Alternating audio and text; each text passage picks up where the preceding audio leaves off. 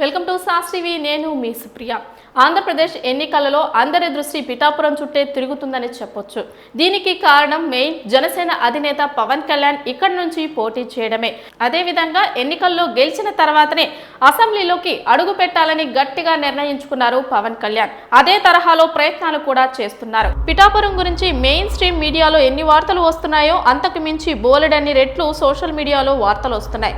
తాజాగా సోషల్ మీడియాలో పిఠాపురం నియోజకవర్గానికి సంబంధించి 2 వార్తలు వైరల్ అవుతున్నాయి. టీడీపీ నేత వర్మ పార్టీని వీడి వైఎస్ఆర్సీపీలో చేరతారనేది ఒకటి కాగా, వంగా గీత నామినేషన్ వెనక్కి తీసుకుంటారనేది రెండోది. పిఠాపురం నియోజకవర్గంలో ఎస్వీఎస్ఎన్ వర్మకు మంచి బలమున్న సంగతి తెలిసిందే.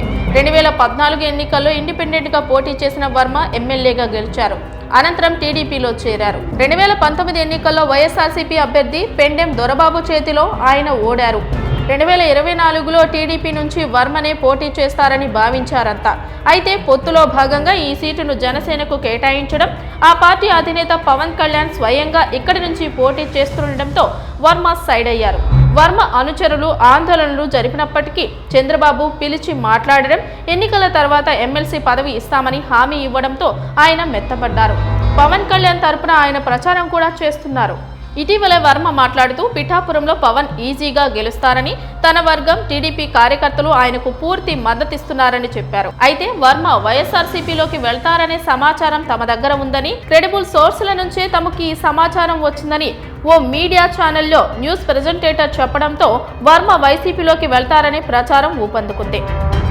వాస్తవానికి వర్మ మొదటి నుంచి టీడీపీతోనే ఉన్నారు. 2014లో తనకు టికెట్ దక్కనప్పుడు ఇండిపెండెంట్గా పోటీ చేసేందుకు ఆయన మొగ్గు చూపారు.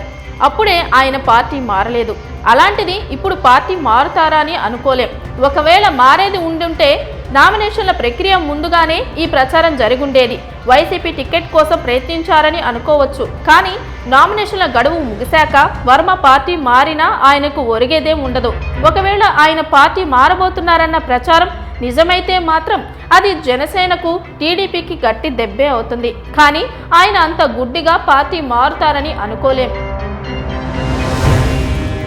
మెగా హీరో వరుణ్ తేజ్ పిఠాపురంలో నిర్వహించిన ఎన్నికల ప్రచారంలో వర్మ తనయుడు గిరీష్ పాల్గొన్నారు. అంతేకాదు వర్మ కూడా పవన్ కళ్యాణ్ తరపున విస్తృతంగా ప్రచారం చేస్తున్నారు. వర్మ వైసీపీలో చేరబోతున్నారనే ప్రచారం మొదలు పెట్టడంతో టీడీపీ, జనసేన కూటమి సైతం దానికి ధీటైన ప్రచారాన్ని ప్రారంభించింది.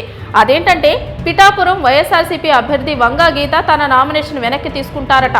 మే 1న శ్రామికుల దినోత్సవం నాడు జనసేన అధినేత పవన్ కళ్యాణ్ గారి సమక్షంలో వంగా గీతతో పాటు మరికొందరు వైసీపీ నాయకులు జనసేన పార్టీ కండువా కప్పుకున్నారు అంటూ ఓ పోస్టు సోషల్ మీడియాలో వైరల్ అవుతోంది. దీనికి వైసీపీలో చీలికలే కారణమని జోరుగా ప్రచారం చేస్తున్నారు. ఈ ప్రచారాన్ని వంగా గీత ఖండించారు. ఆమె ఫేస్బుక్ పేజ్ ద్వారా ఈ ప్రచారం ఫేక్ అని స్పష్టం చేశారు.